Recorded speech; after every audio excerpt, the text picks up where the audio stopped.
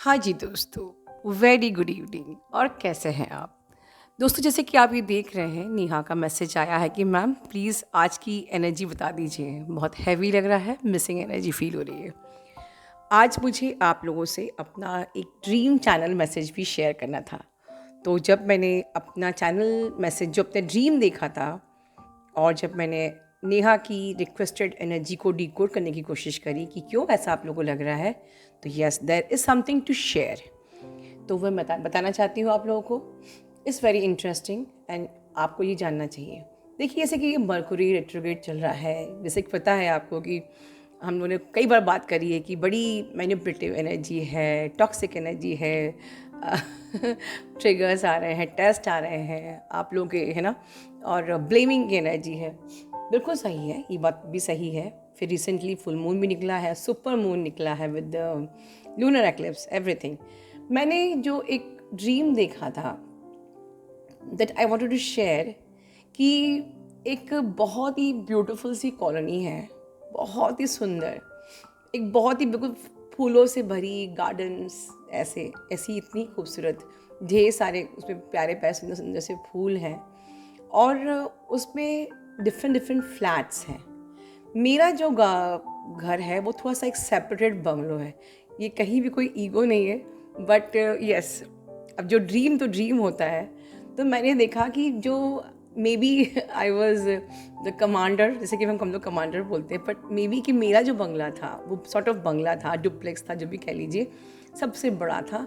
और बाकी सारे लोगों के वहाँ पर फ्लैट्स थे, और उस फ्लैट्स के वो पूरा एक बहुत ही खूबसूरत फूलों के बगीचों के बीच में आपकी बिल्डिंग बनी थी। तो हम लोग नए नए वहाँ पर रहने के लिए आए थे, तो मैंने भी वहाँ पर शिफ्टिंग करी। हम भी उस अपने डुप्लेक्स में नए नए आए थे, और वहाँ पर धीरे धीरे लोग से एक नई कॉम्प्लेक्स बनती, लोग कैसे शिफ्ट होते हैं, तो शिफ्ट हो रहे हैं। एंड बड़ी ही हैप्पी, बहुत ही पॉजिटिव एनर्जी है, और इस प्रकार से। और मैं थोड़ा सा अपने घर के सामने फ्रंट को रिपेयर कर रही हूँ। तो ये मेरा था। तो ये क्या था? ये आपकी वही 5D अर्थ है जिसके लिए हम लोग इतने टाइम से तैयारी कर रहे हैं। ठीक है, मतलब कहीं ना कहीं, एक बार मैंने 2 साल पहले बड़े मजाक में कहा था कि कोई 5D कोई कॉलोनी नहीं होती है, 5 dimension is the dimension of your thoughts only. पर लिटरली मैंने ड्रीम में वो कॉलोनी देखी। तो आई वॉज मैंने डिकोड तो कर लिया कि यस, कि जिन जिन को एंट्री मिल रही है 5D में, भगवान, मतलब भगवान के आंचल में, हम लोग ये समझ लीजिए भगवान के आंचल में जिन जिन को पनाह मिल रही है, तो वो सब लोगों को, ठीक है। पर भगवान के आंचल में पनाह कब मिलती है? जब हम पूरे ट्रांसफॉर्म हो जाते हैं। तो ये जो टाइम चल रहा है, जो नेहा जिस मिसिंग एनर्जी से गुजर रही है, या आप में से जो भी लोग एक एक जो भी फेस कर रहे हो, पैनिक से गुजर रहे हो, तो ये आप लोग का ट्रांसफॉर्मेशन चल रहा है। आपके देखा जाए तो इस वक्त कुछ ऐसी एनर्जी है, ट्रांसफॉर्मेशन की एनर्जी है, ठीक है ना। आपके सारे इशू को जल्दी जल्दी रिजॉल्व करने की एनर्जी है। तो बहुत सारी चीज़ें, एक जैसे कई लोग इसमें मिड ऑफ द जर्नी में भी हैं, बहुत से लोग जर्नी को कंप्लीट भी कर रहे हैं। जो कंप्लीट कर रहे हैं उनको 9/11 और 171 या 177 या 717 दिख रहा है, मतलब कि आपका स्टेट यूनियन होने वाला है, ठीक है। जिन लोगों के अभी ट्रिगर्स आ रहे हैं, या आपके सपोज आपके डिफरेंट डिफरेंट कन्फ्यूजन्स थॉट्स आ रहे हैं, लाइक कि क्योंकि आपके इश्यूज सरफेस किए जा रहे हैं, तो आपके अंदर डिफरेंट टाइप की लाइक फियर की एनर्जी, ठीक है, पेन की एनर्जी, पैनिक की energy, chasing energy, missing energy, confusion की एनर्जी, इनसिक्योरिटी की एनर्जी, या किसी किसी को बहुत अच्छी भी, पॉजिटिव भी हो सकती है कि आप बहुत स्ट्रॉन्ग फील कर रहे हो, you are focus on the growth, you want to take stand for yourself, ठीक है। तो मल्टीपल टाइप के आपके इमोशंस खुद आपको ट्रिगर कर रहे हैं, ठीक है। तो ये सारे इमोशंस एवे ही नहीं आ रहे हैं, ये सरफेस पे आ रहे हैं हील होने के लिए। कोई इशू हील होने वाला है, जैसे मैंने बताया है ना कि sit, analyse, have your me time, be your own teacher. खुद ही को समझाइए, अपने दिमाग को सिर्फ थोड़ा सा ठीक करना है, दिमाग को सिर्फ समझाना है, बस इसी तरीके से आपके इशू हील होते हैं। ठीक है, जैसे आज ही मैंने टीचर जी को काउंसलिंग में बताया था कि मैं तो बचपन में अनकॉन्शियसली पेड़ों से बात करती थी या फिर आकाश से बात करती थी और खुद ही चीज़ों को एनालाइज करके मुझे नहीं पता था कि पेड़ों से बात करना चाहिए और हीलिंग मिल जाती है, या आकाश से बात करना चाहिए और हीलिंग मिल जाती है। पर मैं आज से पेड़ों से बात करती थी, आकाश से बात करती थी और अपनी चीज़ों को खुद ही को गाइड करती थी, खुद ही को टीच करती थी, अपने ब्रेन को कहीं ना कहीं समझाती थी। और इस प्रकार से मैंने अपने एक ब्लॉकेजेस पे काम किया। तो ये वक्त अगर आप लोग परेशान हो या पर्जिंग हो रही है तो पर्जिंग से घबराइए मत। कोई इशू सरफेस हो रहा है उससे घबराइए मत। सबसे पहले अपना ऑरा क्लियरिंग करिए, ठीक है। उसके बाद अपने टीचर बन जाइए, ठीक है। और जब जो भी फाइनल आपका आउटपुट निकलता है आपकी थॉट प्रोसेस से, तो उसको जर्नलिंग करिए, ठीक है। कोई भी टेंशन की बात नहीं है। तो बस यही एनर्जी है कि इस वक्त ट्रांसफॉर्मेशन चल रहा है आप लोगों का, तो आपको सिर्फ पूरा एनालिसिस करना है, ठीक है। हो सकता है कि थोड़ा सा दर्द की एनर्जी हो, प्यार की, पुरानी जो भी आपकी फीलिंग्स इमोशन सरफेस पे आ रहे हैं, उनसे घबराइए मत, उनको आने दीजिए, ठीक है। चलिए एक और इम्पॉर्टेंट बात मैं करना चाहती हूँ। मैं अब कुछ जो भी आप लोग बहुत सारे अपने अपने एक्सपीरियंसेस भेज रहे हो, तो आई रियली रिस्पेक्ट आपके एक्सपीरियंसेस। तो क्यों मैं एक्सपीरियंस भेजना चाहती हूँ, देखिए दोस्तों, एक बात बहुत इम्पॉर्टेंट है। हर इंसान अपने आप में बहुत यूनिक होता है ना। बचपन में हमारे पेरेंट्स बोलते थे कि हर बच्चा यूनिक होता है, उसमें एक यूनिक क्वालिटी होती है। हमारे टीचर भी बोलते हैं कि हर बच्चा यूनिक होता है, हर इंसान के अंदर, हर शख्स के अंदर एक यूनिक क्वालिटी होती ही है, बस हमें उसको उभारना है।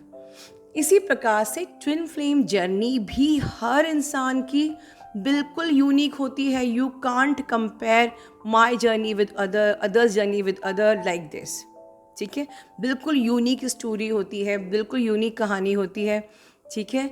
बस उसका जो कोर सेम होता है कि हाँ, आपको लेसन लर्निंग करनी है, ठीक है। लेसन लर्निंग करनी है। आपका ट्विन फ्लेम आता है, आपको ट्रिगर करता है, आप सेपरेशन में जाते हो, आपको लेसन लर्निंग करनी है, अपने आप को एलिवेट करना है और फिर अपने आप को अपना स्पिरिचुअल डेवलपमेंट करके आपको यूनियन में आना है।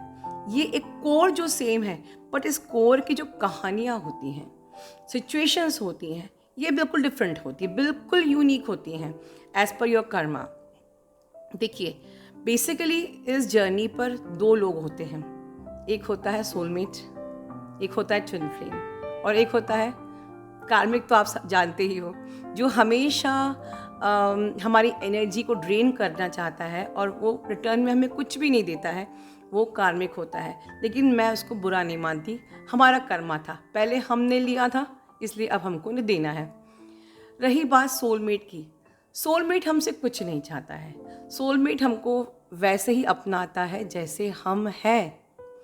वो हमसे कभी कोई उम्मीद नहीं करता है और वो सिर्फ देता है। Soulmate is always a giver, इसे तो हम उसको सोलमेट कहते हैं कि हम दुख हैं तो हमारा दुख भी बांट लेता है, ठीक है। हमको किसी चीज़ की ज़रूरत है तो वो हमें हेल्प भी करता है, तभी तो वो सोलमेट है। हम जैसे भी हैं हमको वो वैसे ही अपनाता है, इसलिए वो सोलमेट है। बट जो ट्विन फ्लेम होता है वो बिल्कुल उल्टा होता है, वो बिल्कुल भी सोलमेट की तरह नहीं होता है। वो आप जैसे हो वैसे आपको नहीं अपनाएगा। इसका मतलब ये नहीं है कि ट्विन फ्लेम आपको प्यार नहीं करता है। ट्विन फ्लेम वो करता है जो शायद सोलमेट भी नहीं कर सकता है, आपके उस एरिया पे ट्रिगर जहाँ की आपके पेरेंट्स भी आपकी उन कमियों को उजागर नहीं कर पाए। तो अल्टीमेट लवर कौन हुआ आपका? डेफिनेटली आपका ट्विन फ्लेम। इसलिए ट्विन फ्लेम को अल्टीमेट लवर कहा जाता है। दुख तो भगवान भी देता है, इसलिए कि हम एहसास करें, खुद को बदलें, ठीक है। खुद को बदलें, अपने पे काम करें, ठीक है। टेस्ट एंड ट्रिगर आते हैं ना, तो इसी प्रकार से ट्विन फ्लेम जो होता है ना, वो बिल्कुल बॉलीवुड हीरो की तरह नहीं होता है कि हमेशा आपको पैम्पर करे और आपको हर जैसे आप वो वैसे ही स्वीकार कर ले। तो फिर आपका ट्विन फ्लेम अगर आपको वैसे ही स्वीकार कर लेगा तो आपके अंदर बदलाव कैसे आएगा, आपकी आत्मा हाथ में कैसे आएगी और आप खुद को एलिवेट कैसे करोगे, ठीक है। तो ये इम्पोर्टेंस होती है एक ट्विन फ्लेम की, और इसीलिए this journey is very unique with everyone, ठीक है। बट ये श्योर है कि इस जर्नी पे चाहे परमानेंट यूनियन हो या हारमोनियस यूनियन हो, अगर आप अपने आप को एलिवेट करते हो और आप अगर रियल ट्विन हो तो आपका यूनियन होता ही है, ठीक है। बट एक नई चीज़ मैं आपको आज बताना चाहती हूँ कि आज तक आपने सिर्फ ये सुना है कि third party DM third party में है। तो आज एक क्वेश्चन मैं पूछती हूँ, क्या ज़रूरी है थर्ड पार्टी सिर्फ डीएम की ही हो? क्या थर्ड पार्टी डीएफ की नहीं हो सकती है? ठीक है, आप लोग, जैसे कि मैंने ही कहा है कि हमारा सिलेबस स्पिरिचुअलिटी का होता है और डीएम को कार्मिक बैगेज क्लियर करना पड़ता है। तो क्या कार्मिक वुंड्स हमारे नहीं होते हैं? ठीक है, तो ये एक नया टॉपिक है इस पर मैं आपको एक अपना बहुत ही प्यारा एक्सपीरियंस अपनी काउंसलिंग का बताना चाहती हूँ, and that is the reason कि मैंने ये टॉपिक अभी इसी में शामिल कर लिया है। रिसेंटली मुझे एक काउंसलिंग आई, उसमें जो डिवाइन फेमिनिन है उसके हस्बैंड ने मुझे मेल किया, और मुझे नहीं पता था कि तो मेल ईमेल पे किसी मेल का आया था, मैंने टाइम दे दिया, ठीक है। जब मेरी बात हुई तो वो डिवाइन फेमिनिन थी, एंड शी टोल्ड मी कि मेरे हस्बैंड के ईमेल से मैंने बुकिंग करी और मेरे हस्बैंड ने खुद अपना आपको पेमेंट किया है। मैं कहा ओके। उसने ये बताया कि 20 दिन पहले मेरी शादी हुई और मैं अपने हस्बैंड को सब बता चुकी हूँ कि मेरा कोई ट्विन फ्लेम है, और मैं अपने ट्विन फ्लेम से भी बात कर रही हूँ, बट कहीं ना कहीं मैं अंदर बहुत कंफ्यूज हूँ, एक गिल्ट की एनर्जी में हूँ कि मेरा हस्बैंड इतना अच्छा है और मैं ट्विन फ्लेम से बात कर रही हूँ, तो कहीं मैं कुछ गलत तो नहीं कर रही। उनका ये सवाल था, इसलिए उन्होंने बुकिंग की थी। तो बात यहाँ पर ये है, अगर कोई याद हो तो मैंने आपसे बहुत पहले कहा था कि कभी कभी अगर आपकी शादी आपकी ट्विन फ्लेम से नहीं भी होती है तो कभी चिंता मत करना, भगवान इतना बेईमान नहीं है कि आपकी शादी किसी भी एवई से करा देगा। आपने इतनी मेहनत करी है, अगर आप ऑनेस्टी के साथ खुद पे काम करते हो, खुद को एलिवेट करते हो, तो आप फर्स्ट ऑफ ऑल तो इट्स अ साइन, जब आप एक्सेप्टेंस के मोड में आ जाते हो, आपके अंदर कोई फियर नहीं होता है कि मैं किसी और से शादी कैसे करूं, मैं किसी और को सरेंडर कैसे करूं, सारे जो कहते हैं ना डर, सब खत्म हो जाते हैं आपके। तो भगवान ने जो मुझे दिया है वो बेस्ट ही दिया है। जब आप इस थॉट में आते हैं भगवान मेरे लिए जो भी करेगा बेस्ट ही करेगा, इतनी आपको ओवर कॉन्फिडेंस हो जाती है अपने गॉड पे, तो अगर किसी से करवा है आपका तो आपकी शादी भी हो सकती है, जैसे डीएम की होती है। ऐसे थोड़ा होता है कि सिर्फ डीएम ही थर्ड पार्टी में शादी करके बैठे रहते और बाकी सारी डीएफ ऐसी बैठी रहती है, नहीं, ठीक है। आपके अंदर पेशेंस की कमी है, इसलिए आपको लग रहा है ऐसा, आप इम्पेशेंट हो रहे हो, या अभी आपने इनर वर्क नहीं किया है तो आपको लग रहा है कि मैं टायर्ड हो गई हूँ पर मैं किसी और से शादी भी नहीं कर सकती। तो जो लोग ये बोलते हैं ना, अभी उनकी जर्नी पूरी नहीं हुई है, अभी वो लोग इम्पेशेंट हैं, अभी वो एक्सेप्टेंस के मोड में नहीं आए हैं, ठीक है। तो अगर कल को आपकी जब जर्नी पूरी होती है, आपकी स्पिरिचुअल डेवलपमेंट, आपकी अवेकनिंग प्रोसेस पूरी हो जाती है और आपका कर्मा किसी दूसरे इंसान से, बिल्कुल पॉसिबल है कि कर्मा है तो आपकी शादी भी होगी, पर वो बंदा हमेशा सोलमेट होगा, वो हमेशा आपको, इट्स अ डिवाइन ब्लेसिंग कि आपने इतना अपने आप को एलिवेट किया है, इतने आप प्योर हो गए हैं कि भगवान तो अपना हाथ खोल के खड़ा ही हुआ है सिर्फ आपको देने के लिए, बस आपको उन तक पहुंचना है। और अगर आप भगवान को अपने सामने देख नहीं पा रहे हो या उनकी ब्लेसिंग्स को ले नहीं पा रहे हो, तो अभी धुंध है आपके बीच में, उसको हटाना है, वरना भगवान तो हमेशा अपना हाथ फैलाए, झोली फैलाए तथास्तु ही करने के लिए बैठा है। मांग तुझे क्या चाहिए, वो सब तुम्हारे लिए अवेलेबल है, रेडी है, बस अपनी फ्रिक्वेंसी को तो अलाइन करो मेरे दोस्त, ठीक है। तो आप लोग मत चिंता करिए। तो हुआ क्या अल्टीमेटली उस स्टोरी में कि उसका मुझसे काउंसलिंग सेशन हुआ और उनके बिल्कुल भगवान के रूप में उनको उनके सोलमेट मिले, and she is very happy, ठीक है। तो दैट्स इट। फिर बाद में उन्होंने अपनी जर्नी को आगे और स्मूथ बनाने के लिए पूरा सिस्टमेटिक इनर वर्क भी लिया। तो ये एक्सपीरियंस मेरा फर्स्ट एक्सपीरियंस है, मैं आगे और भी एक्सपीरियंसेस आप लोगों को शेयर करूँगी खुद डिवाइन फेमिनिन्स के मुंह से, ठीक है। तो बहुत ही अच्छा एक्सपीरियंस था, इतने अच्छे सोलमेट उनके थे। लिटरली आप लोग को ब्लेसिंग देनी चाहिए कि हम लोग तो खुल के अपने माँ बाप को भी नहीं बता पाते हैं कि हम इस ट्विन जर्नी पे हैं। हमको डर होता है कि वो कभी ना तो एक्सेप्ट करेंगे ना सपोर्ट करेंगे। पर उस डिवाइन फेमिनिन ने अपने हस्बैंड को बताया कि मैं किसी से प्रेम करती हूँ और मैं ट्विन जर्नी में हूँ। बताइए कोई हस्बैंड ये कभी स्वीकार कर सकता है?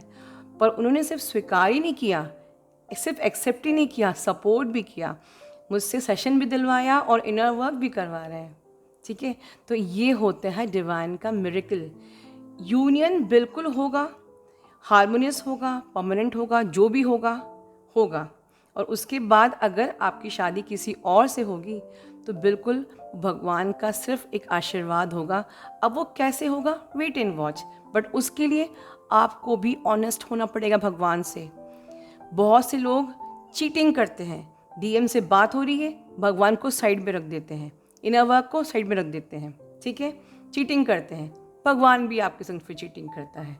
तो अगर आप चाहते हो कि आपकी लाइफ बहुत ही खूबसूरत हो, बहुत ही ब्यूटीफुल हो, आपकी डेस्टिनी बहुत अच्छी हो, तो please be authentic with your self, be authentic with the God and be authentic with your inner work and your journey. ठीक है, अपना ध्यान रखिए। Love you all, God bless you all.